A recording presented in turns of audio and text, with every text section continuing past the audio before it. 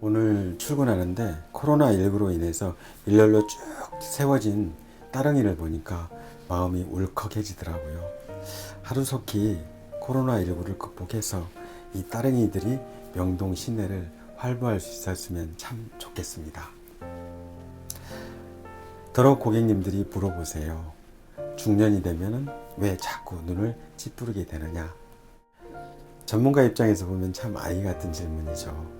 그럴 때마다 저는 이렇게 즉흥적으로 답변을 합니다. 그거 눈이 화내는 거예요.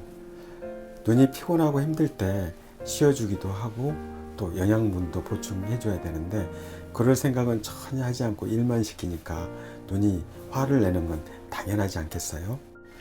중년, 저는 중년의 기준을 근용안경이 친구 신청을 해오는 시점을 기준으로 해서 결정을 합니다.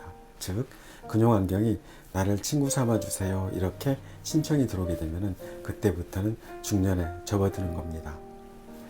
중년에 접어들게 되면 가장 먼저 일어난 현상이 가까운 걸 볼 때 침침해져요. 즉 근용안경이 필요하다라는 얘기죠.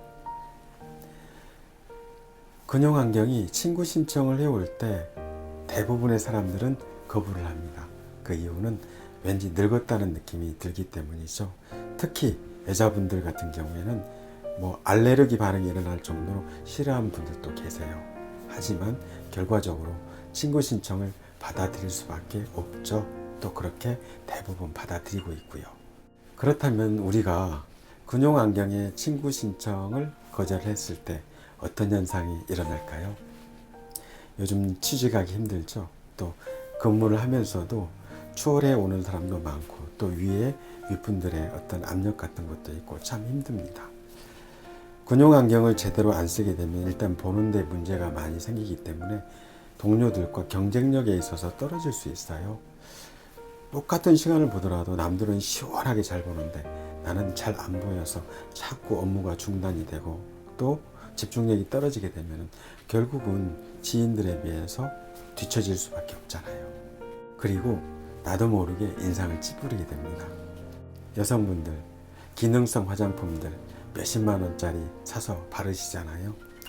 그런데 그런 거 바르시는 것보다도 돋보기 안경 하나 구입해서 쓰시는 게 훨씬 더 효과적입니다. 또 다른 현상 중에 하나가 독서하는 시간이 줄어들어요. 아무래도 근거리 볼 때 눈의 피로가 자꾸 누적이 되니까 독서하는 시간이 줄어들 수밖에 없죠. 독서는 우리가 과거와 미래를 연결해주는 오작교라고 해요. 독서하는 시간이 줄어들어서 그 오작교가 부실해지게 된다면 결국은 내 인생의 한 부분이 부실해지는 거나 마찬가지잖아요. 우리가 필요한 시기에 근용안경을 친구로 삼는다고 해서 노안이 절대 더 빨리 진행되지 않습니다. 오히려 근용안경을 친구로 삼았을 때 건강한 시생활에 큰 도움이 되고 좀 더 나아가서 정신건강에도 큰 도움이 될 수 있습니다.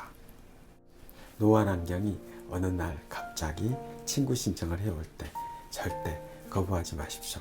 자연스럽게 받아들이시면 오히려 행복해질 수도 있습니다.